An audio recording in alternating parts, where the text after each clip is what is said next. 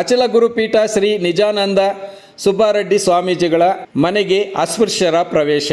ಚೆಲ್ಲಿದ ಅರಿವು ಭಾರತ ಬೆಳಕು.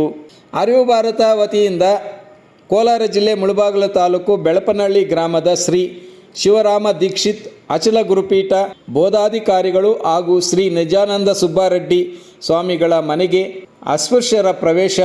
ಹಸಿರು ತೋರಣಗಳಿಂದ ಹೂಗಳಿಂದ ಮನೆಯನ್ನು ಸಿಂಗಾರ ಮಾಡಲಾಗಿತ್ತು. ಹೂವು, ಅರಿಶಿಣ, ಕುಂಕುಮ ಕೊಟ್ಟು ಆರತಿ ಬೆಳಗಿ ಇದೇ ಗ್ರಾಮದ ಬಿಯಾಲಪ್ಪ ಮತ್ತು ಮತ್ತಿತರ ಅಸ್ಪೃಶ್ಯ ಸಮುದಾಯವನ್ನು ಮನೆಯೊಳಗೆ ಆಹ್ವಾನ ನೀಡಲಾಗಿತ್ತು. ಸುಬ್ಬಾರೆಡ್ಡಿ ಸ್ವಾಮಿಗಳ ಮನೆಯೊಳಗೆ ಆಹ್ವಾನವನ್ನು ನೀಡಲಾಗಿತ್ತು. ಇದೇ ಗ್ರಾಮದ ಅಸ್ಪೃಶ್ಯರು ಸೇರಿದಂತೆ ಸಾಮೂಹಿಕ ಸಹಭೋಜನವನ್ನು ಕೂಡ ಮನೆಯಲ್ಲಿ ಏರ್ಪಡಿಸಲಾಗಿತ್ತು.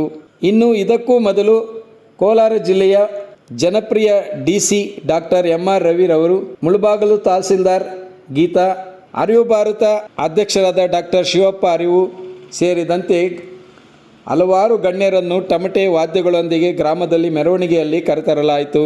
ಇನ್ನು ಈ ಕಾರ್ಯಕ್ರಮದಲ್ಲಿ ಮುಳಬಾಗಿಲು ಬ್ಲಾಕ್ ಕಾಂಗ್ರೆಸ್ ಮಾಜಿ ಅಧ್ಯಕ್ಷ G. ರಾಮಲಿಂಗಾರೆಡ್ಡಿ, ಹಿರಿಯ ಕಾಂಗ್ರೆಸ್ ಮುಖಂಡರಾದ ಆಮು ಲಕ್ಷ್ಮೀನಾರಾಯಣ, ತಿಮ್ಮರಾವತ್ನಹಳ್ಳಿ ಗ್ರಾಮ ಪಂಚಾಯಿತಿ ಮಾಜಿ ಅಧ್ಯಕ್ಷ ಜಯರಾಮ್ ರೆಡ್ಡಿ, ಕೋಲಾರ ಜಿಲ್ಲಾ ರೆಡ್ಡಿ ಜನಸಂಘ ಡೈರೆಕ್ಟರ್ ಅಶೋಕ್ ಆನಂದ್ ರೆಡ್ಡಿ, ಕಾಂಗ್ರೆಸ್ ಮುಖಂಡ ಮೇಲಾಗಾಣಿ ಸರ್ವಜ್ಞಗೌಡ, ITI chief V. Babu, Jayashekar BEML, Bengaluru Kannada ಕ್ರಿಯಾ ಸಮಿತಿ ಗೌರವಾಧ್ಯಕ್ಷ ವಾಚಾ ಚನ್ನೇಗೌಡ, DSS ಹಿರಿಯ ಮುಖಂಡರಾದ T. ವಿಜಯಕುಮಾರ್, ಪಂಡಿತ್ ಮುನಿವೆಂಕಟಪ್ಪ, ಗ್ರಾಮ ಪಂಚಾಯಿತಿ ಮಾಜಿ ಅಧ್ಯಕ್ಷ ಅಮರಾವತಿ, ಮುಳಬಾಗಿಲು ಶಾರದಾ ವಿದ್ಯಾಸಂಸ್ಥೆಯ ಕಾರ್ಯದರ್ಶಿ ತಾಯ್ಲೂರು ರಮೇಶ್, ಮುಳಬಾಗಿಲು ತಾಲೂಕು ಶಿಕ್ಷಕರ ಸಂಘದ ಮುಖಂಡರಾದ ಭಾಸ್ಕರ್ ರೆಡ್ಡಿ, ಕುಪ್ಪಂನ KAB ಚೇರ್ಮನ್ ಚಕ್ರಪಾಣಿ ರೆಡ್ಡಿಗಾರು, ಕವರ್ಗಾನಹಳ್ಳಿ ಕೃಷ್ಣೇಗೌಡ, ಮೋಹನ್ ರೆಡ್ಡಿ, ಕೋಗಿಲೇರು G. ಪಾಪಣ್ಣ, ಮಡಿವಾಳ, ಕೃಷ್ಣಮೂರ್ತಿ ವಿಜಿಲಾಪುರ, ವಕೀಲರಾದ Manju Kannika, Shrimati ನಿಜಾನಂದಮಯಿ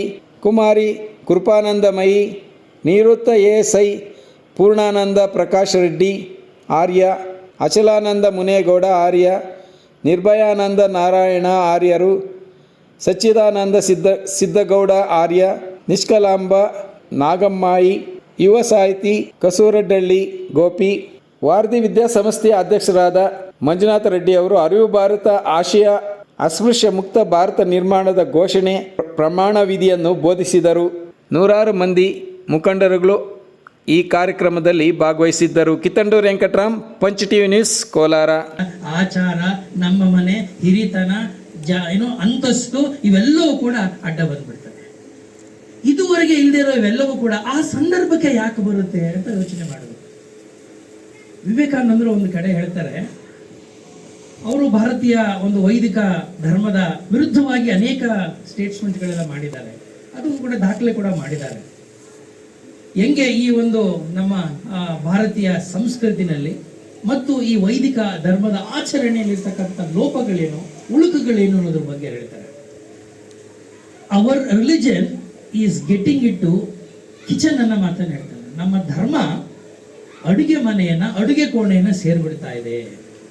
we are neither, ಅವ್ರು ಎಷ್ಟು ಚೆನ್ನಾಗಿ ಹೇಳ್ತಾರೆ ನೋಡಿ, ನಾವು ವೇದಾಂತಿಗಳು ಅಲ್ಲ, ಪುರಾಣಿಕ್ಗಳು ಅಲ್ಲ, ತಂತ್ರಿಕ್ಸು ಅಲ್ಲ. ವಿ ಆರ್ ನೈದರ್ ವೇದಾಂತಿಸ್ಟ್ ನಾರ್ ಪುರಾಣಿಕ್ಸ್ ನಾರ್ ತಂತ್ರಿಕ್ಸ್. ಹಾಗಾದ್ರೆ ನಾವು ಯಾರು ಭಾರತೀಯರು?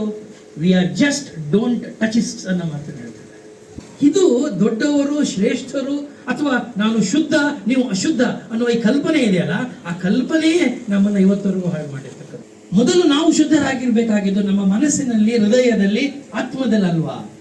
ನಮ್ಮ ಮನಸ್ಸು, ಹೃದಯ, ಆತ್ಮ ಶುದ್ಧವಾಗಿಲ್ಲ ಅಂದ ಮೇಲೆ ನಾವು ಮಾಡಿದೆಲ್ಲವೂ ಕೂಡ ಒಳನಲ್ಲಿ ಹುಣಸೆ ಹಣ್ಣು ತೇದಾಗಲ್ವಾ? ಎಲ್ಲವೂ ವ್ಯರ್ಥವೇ. ಈ ವ್ಯರ್ಥ ಆಗ್ತಾ ಇರೋದನ್ನ ಅರ್ಥ ಮಾಡ್ಕೊಳಕ್ಕಾಗ್ದಿರೋ ನಾವು ನೀವು ಈ ಮತಿಭ್ರಮಣೆಗೆ ಒಳಗಾಗಿದ್ದೇವೆ.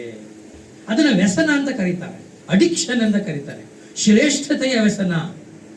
ನಾನು ಉತ್ತಮ, ಅತ್ಯುತ್ತಮ, ನೀವು ಮಾತ್ರ ಉತ್ತಮರಲ್ಲ. ಯಾರು ಹೇಳಿದ್ದು? ಅದಕ್ಕೆ ಮಾನದಂಡ ಏನು?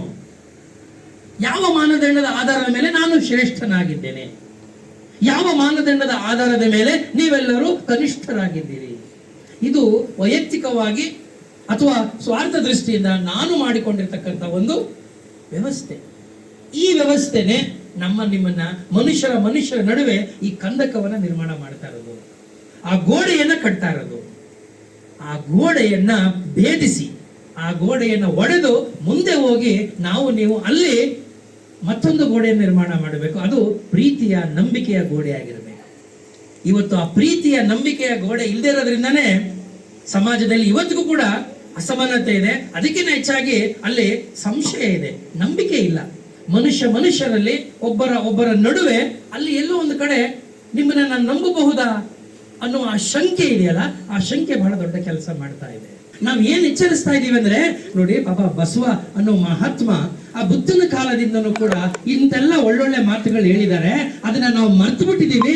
ದಯಮಾಡಿ ಸ್ವಲ್ಪ ಜ್ಞಾಪಿಸ್ಕೊಂಡು ಆ ದಿಕ್ಕಿನಲ್ಲಿ ಒಂದ್ 4 ಹೆಜ್ಜೆಗಳನ್ನ ಹಾಕಿ, ಆ ಹೆಜ್ಜೆಗಳಿಗೆ ಒಂದಷ್ಟು ಅರ್ಥ ಬರುತ್ತೆ ಅನ್ನೋದಷ್ಟೇ ನಾವು ಕಳಕಳಿಯಿಂದ ಅರಿವು ಭಾರತದಿಂದ ಕೇಳ್ಕೊಳ್ಳೋದು. ಲೋಕದ ಡೊಂಕ ನೀವೇಕೆ ತಿದ್ದುವಿರಿ, ಎಷ್ಟು ಚೆನ್ನಾಗಿದೆ ನೋಡಿ. ನಿಮ್ಮ ಮನವ ಸಂತೈಸಿಕೊಳ್ಳಿ. ನೆರೆಮನೆಯ ದುಃಖಕ್ಕೆ ಅಳುವರ ಮೆಚ್ಚನ ಕೂಡಲ ಸಂಗಮ ದೇವ. ನನ್ನ ತಾಯಿಯ ಸೆರಗು ಹರಿದೋಗಿದೆ ಸ್ನೇಹಿತರೆ, ನನ್ನ ತಾಯಿ ಹುಟ್ಟಿರುವ ಸೀರೆಯ ಸೆರಗು ಹರಿದೋಗಿದೆ, ನನಗೆ ಕಾಣಿಸ್ತಾ ಇಲ್ಲ. ಆದ್ರೆ ಎದುರುಗಡೆ ಮನೆಯಲ್ಲಿರುವ ಆ ಒಬ್ಬ ಮನೆಯ ಕುಟುಂಬದ ಹೆಣ್ಣು ಮಗಳು ಅವಳು ಕಷ್ಟದಲ್ಲಿದ್ದಾಳೆ ಅಂತ ಮರುಕ ಪಡೆದಿದೆಯಲ್ಲ, ಅದು ಮುಟ್ಟಾಳತನ ಹೋಗುತ್ತೆ. ಅರಿವು ಭಾರತದ ಜೊತೆಯಲ್ಲಿ ನಾವೆಲ್ಲ ಇದ್ದೀವಿ ಅನ್ನೋದು ಪ್ರೂವ್ ಮಾಡಬೇಕಂದ್ರೆ ನೀವು ವಾಪಸ್ಸು ನಿಮ್ಮ ಹಳ್ಳಿಗಳಿಗೆ ಹೋದಾಗ, ವಾಪಸ್ಸು ನಿಮ್ಮ ಗ್ರಾಮಗಳಿಗೆ ಹೋದಾಗ ಅಲ್ಲಿ ಈ ಒಂದು ಸಣ್ಣ ಸಂಚಲವನ್ನ ನೀವು ಮೂಡಿಸುವ ಕೆಲಸವನ್ನ ಮಾಡಬೇಕು. ಅವ್ರು ಹೇಳ್ತಾ ಇದ್ರು, ಹಿಂದೆ 10 ವರ್ಷದ 12 ವರ್ಷದ ಕೆಳಗಡೆ ಇದು ನಮ್ಮ ಮುಳುಬಾಗಿಲಿನಲ್ಲಿ ಮೊಟ್ಟ ಮೊದಲ ಅರಿವು ಭಾರತ ಕಾರ್ಯಕ್ರಮ ಶುರು ಮಾಡಿದ್ರು. ಈಗ ನಮ್ಮ ಮುಂದೆ ಇರೋ ಪ್ರಶ್ನೆ ಏನಂದ್ರೆ, ಅವತ್ತು ಶುರು ಮಾಡಿದಂತ ಒಂದು ಮನೆ ಮಾತ್ರ ದಲಿತರಿಗೆ ಪ್ರವೇಶವನ್ನ ಅವಕಾಶ ಮಾಡಿಕೊಟ್ಟಿದೆ. ಉಳಿದ ಮನೆಗಳು ಯಾತಕ್ಕೆ ಇಡೀ ಗ್ರಾಮದಲ್ಲಿ ಆಗಲಿಲ್ಲ ಅನ್ನುವಂತ ಆತ್ಮಾವಲೋಕನ ನಾವೆಲ್ಲ ಮಾಡ್ಕೊಳ್ತೀವಿ. ಆಗ ಮಾತ್ರ ನಾವು ಆಡುವ ಮಾತಿಗೆ ಒಂದಷ್ಟು ಅರ್ಥ ಬರುತ್ತದೆ, ಸಾರ್ಥಕವಾಗಿರ್ತದೆ. ಇಲ್ಲದವ್ರು ಏನಾಗುತ್ತೆ, ವೇದಿಕೆಯಲ್ಲಿ 4 ಮಾತಾಡಬೇಕು, ಅದು ಬಿಟ್ಟು ಇನ್ನೇನಾಗ್ತಾ ಇದೆ, ಮ್ಯಾಕ್ರೋ ಲೆವೆಲ್ ಮತ್ತು ಮೈಕ್ರೋ ಲೆವೆಲ್ ಅಂತ ನಾನು ಯಾವಾಗಲೂ ಹೇಳ್ತಾ ಇರ್ತೀನಿ. ಅಂದ್ರೆ ಎಲ್ಲ ಜನರಲ್ ಆಗಿ ಮಾತಾಡುವಾಗ ಎಲ್ಲವೂ ಸರಿಯೇ, ನಾನು ಒಪ್ಕೋತೀನಿ, ನೀವು ಒಪ್ಕೋತೀರಿ, ನಿಮ್ಮ ನಡುವೆ ಯಾವುದೇ ಭೇದ ಭಾವ ಇಲ್ಲ, ನೀವೆಲ್ಲರೂ ಒಂದು ದೊಡ್ಡ ಮಾತುಗಳೆಲ್ಲ ಆಡ್ತೀವಿ. ಆದ್ರೆ ನಾವು ನಮ್ಮ ವೈಯಕ್ತಿಕ ಮಟ್ಟಕ್ಕೆ ಬಂದಾಗ, ಮನೆಯ ವಿಚಾರಕ್ಕೆ ಬಂದಾಗ, ಕುಟುಂಬದ ವಿಚಾರಕ್ಕೆ ಬಂದಾಗ, ನಾನು ಮಾಡಬೇಕು ಅಂತ ಮುಂದೆ ಹೋದಾಗ ಅವಾಗ 10 ಹೆಜ್ಜೆ ಹಿಂದಕ್ಕೆ ಹೋಗ್ತೀವಿ. ಆ 10 ಹೆಜ್ಜೆ ಹಿಂದೆ ಹೋಗ್ತೀವಲ್ಲ, ಅದು ಬಹುಶಃ ನನಗನ್ಸುತ್ತೆ ಸಮಾಜದ ಕೆಲಸ ಮಾಡಬೇಕಾದ್ರೆ ಬಹಳ ದೊಡ್ಡ ಗುಂಡಿಗೆ ಇರಬೇಕು. ಆ ಗುಂಡಿಗೆ ಹಾಕಬೇಕು ಅಂತಂದ್ರೆ ಧೈರ್ಯ ಇದ್ರೆ, ಸತ್ಯ ಇದ್ರೆ, ನ್ಯಾಯವಾಗಿದ್ರೆ ಆ ಗುಂಡಿಗೆ ಕೂಡ, ಆ ಎದೆಗಾರಿಗೆ ಕೂಡ ಜೊತೆನಲ್ಲಿ ಬರುತ್ತೆ. ಇಲ್ಲದೆ ಹೋದ್ರೆ ಏನಾಗುತ್ತೆ, ನಾವು ಕೂಡ ಚರ್ವಣ ಹೇಳದ್ನೇ ಹೇಳ್ಕೊಂಡು ಬೀಟಿಂಗ್ ಅರೌಂಡ್ ದ ಬುಷ್, ಅದರಿಂದನೇ ಸುತ್ತುತ್ತಾ ಇರ್ತೀವಿ. ಅದರಿಂದ ಏನಾಗಿದೆ, 70 ವರ್ಷದಿಂದ, 500 ವರ್ಷದಿಂದ ಏನಾಯ್ತು, 700 ವರ್ಷದಿಂದ ಏನಾಯ್ತು, 2500 ವರ್ಷದಿಂದ ಬುದ್ಧ ಇದ್ದ ಕಾಲದಿಂದ ಇವತ್ತಿಗೂ ಯಾಕೆ ಇವತ್ತು ನಾವು ಮಾತಾಡ್ತಾ ಇದ್ದೀವಿ? ನಾವೇನು ಹೊಸದಾಗೇನು ಹೇಳ್ತಿಲ್ಲ, ಬುದ್ಧ ಹೇಳಿದ್ರೆ ನಾವು ಹೇಳ್ತಾ ಇದ್ದೀವಿ. ಬಸವ ಏನ್ ಹೇಳಿದ್ದೇನೆ ಅದನ್ನೇ ಮಾಡ್ತಾ ಇದೀವಿ. ಅಂಬೇಡ್ಕರ್ ಅವರು ಏನ್ ಹೇಳಿದ್ರು ಅದನ್ನೇ ಅವರು ಪಾಲಿಸಿದ್ರು. ಅದನ್ನ ಈ ಸಮಾಜವನ್ನ ತಿದ್ದ ಪ್ರಯತ್ನವನ್ನ ಮಾಡಿದ್ರು. ಸಾಕಷ್ಟು ದೊಡ್ಡ ಮಟ್ಟದಲ್ಲಿ ಈ ಸಮಾಜದಲ್ಲಿ ಬದಲಾವಣೆ ತಂದ್ರು. ಅದಕ್ಕೆ ಅಂಬೇಡ್ಕರ್ ಯಾವಾಗಲೂ ಒಂದು ಮಾತು ಹೇಳ್ತಾರೆ, ಈ ಸಮಾಜವನ್ನ ಬದಲಾಯಿಸಬೇಕಾದ್ರೆ ಕೇವಲ ಒಬ್ಬರಿಂದ ಇಬ್ಬರಿಂದ ಆಗುವುದಿಲ್ಲ. ನಿಜ, ಈ ಒಂದು ಅಸ್ಪೃಶ್ಯದ ಒಂದು ಕಳಂಕ ಅವನ್ನ ಒತ್ಕೊಂಡಿರ್ತಕ್ಕಂಥವ್ರು ಬೇರೆ ವರ್ಗದವರು, ಅಸ್ಪೃಶ್ಯ ಆಚರಣೆ ಮಾಡ್ತಾ ಇರೋರು ಮೇಲ್ವರ್ಗದವರು, ಸವರ್ಣೀಯರು ಅನ್ನೋದಾದ್ರೆ ಅವರ ಮೇಲೆ ಕಳಂಕದಿಂದ ಅವ್ರು ವಾಪಸ್ ಬರಬೇಕಾಗಿದೆ. ದಲಿತರು ನೋವನ್ನು ಅನುಭವಿಸಿದವರು, ನೊಂದವರು, ಅವಮಾನಗೊಂಡವರು, ಅವ್ರು ಬಂದು ನಿಮ್ಮ ಹತ್ರ ನ್ಯಾಯ ಕೇಳ್ತಾ ಇದ್ದಾರೆ. ಆ ನ್ಯಾಯ ಕೇಳೋದನ್ನ, ನ್ಯಾಯ ಪಾಲಿಸಬೇಕಾದವರು, ಕೊಡಬೇಕಾದವರು ಯಾರು ಅದನ್ನ ಕಳಂಕವನ್ನು ಹೊತ್ಕೊಂಡಿದ್ದಾರೋ ಅವರು. ಅದಕ್ಕೆ ಸಮಾಜದಲ್ಲಿ ಇವತ್ತು ನಾವು ಮಾತಾಡಬೇಕಾದೇನಪ್ಪ ಅಂದ್ರೆ ಸಾಮರಸ್ಯ ಬೇಕು. ಎಲ್ಲಾ ಸಮುದಾಯಗಳ ನಡುವೆ ನನಗೆ ಗೊತ್ತಿದೆ, ಎಲ್ಲಾ ಸಮುದಾಯದಲ್ಲೂ ಕೂಡ ಹೃದಯವಂತರಿದ್ದಾರೆ, ಹೃದಯ ವೈಶಾಲ್ಯತೆ ಇದೆ. ಅವರು ಎಲ್ರಿಗೂ ಕೂಡ ಈ ಸಮಾಜದಲ್ಲಿ ಬದಲಾವಣೆ ತರಬೇಕು, ಈ ಅನಿಷ್ಟ ಪದ್ಧತಿ ದೂರ ಹೋಗಬೇಕು ಅನ್ನೋದು ಎಲ್ಲ ಮನಸ್ಸಿನಲ್ಲೂ ಇದೆ. ಆದ್ರೆ ಅವರಿಗೆ ಏನಾಗಿದೆ ಸಮಸ್ಯೆ ಅಂದ್ರೆ, ಬೆಕ್ಕಿಗೆ ಗಂಟೆ ಕಟ್ಟೋರು ಯಾರು? ನಾನು ಯಾಕಪ್ಪ ಕಷ್ಟಪಡ್ಲಿ, ಅಂದ್ರಕ್ಕೂ ಮಂಚವಾಳು ಅಂತಾರೆ ತೆಲುಗಿನಲ್ಲಿ ನೀವು. ಎಲ್ಲರಿಗೂ ಒಳ್ಳೆನಾಗಿದ್ ಬಿಡೋಣ, ನನಗೆ ಯಾಕೆ ಉಸಾಬರಿ ಇಲ್ಲ, ಊರಿಗೆ ಉಸಾಬರಿ ನನಗೆ ಯಾಕೆ?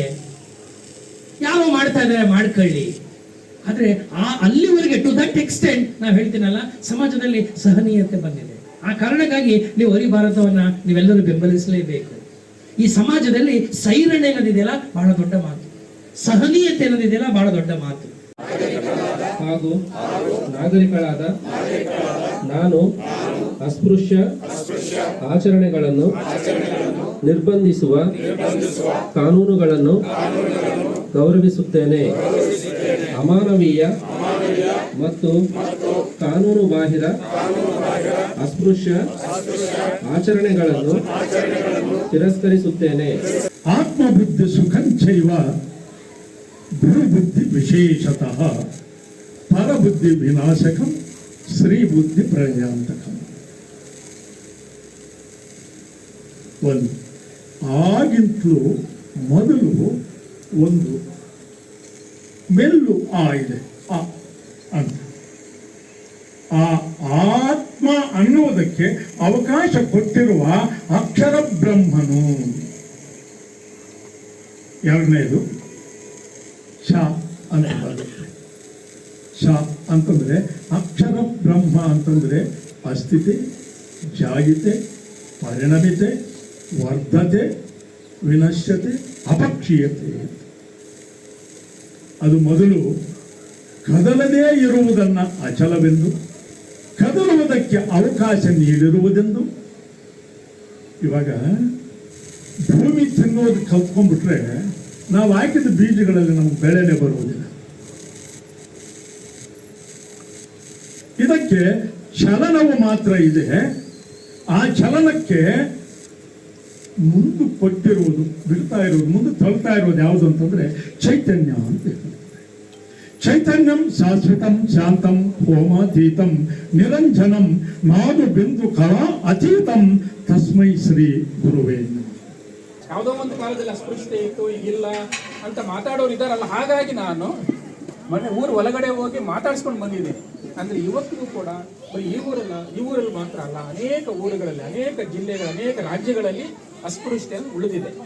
ಅಂದ್ರೆ ನಮ್ಮಂತೆ ಇರುವಂತ ಒಬ್ಬ ಮನುಷ್ಯನನ್ನ ನಾವು ಒಳಗಡೆ ಬನ್ನಿ ಅಂತ ಕರೆಯದೇ ಇರುವಷ್ಟು ಅಮಾನವೀಯತೆನೋ ಅಥವಾ ಅಜ್ಞಾನವನ್ನು ಇನ್ನೂ ಕೂಡ ಉಳಿಸ್ಕೊಂಡು ಹಾಗೆ ಮುಂದುವರಿತಾ ಇದ್ದೀವಲ್ಲ, ಅದನ್ನು ತಿದ್ದಬೇಕು ಅನ್ನುವಂಥ ಉದ್ದೇಶ ಇಟ್ಕೊಂಡು ನಾವು ಇದನ್ನ 12 ವರ್ಷಗಳ ಹಿಂದೆನೇ ಶುರು ಮಾಡಿದ್ವಿ. ಅದು ನಮ್ಮ ಮನೆಯಿಂದ ಶುರು ಮಾಡಿದ್ದು ಅನ್ನೋದು ನಮಗೊಂದು ರೀತಿಯಲ್ಲಿ ಹೆಮ್ಮೆ ಪಡ್ಕೋಬೇಕು. ಅದು ದೊಡ್ಡ ವಿಷಯ ಅಂತ ಹೇಳ್ತಾ ಇಲ್ಲ, ಅದು ಎಲ್ಲ ಒಂದು ಕಡೆ ಶುರುವಾಗಬೇಕಾಗಿತ್ತಲ್ಲ, ಅದನ್ನು ಶುರು ಮಾಡಿದ್ವಿ. ಇವತ್ತು ಒಂದೊಂದೇ ಊರಲ್ಲಿ ನಾವು ಅದನ್ನು ಮಾಡ್ಕೊಂಡು ಹೋಗ್ತಾ ಇದ್ದೀವಿ.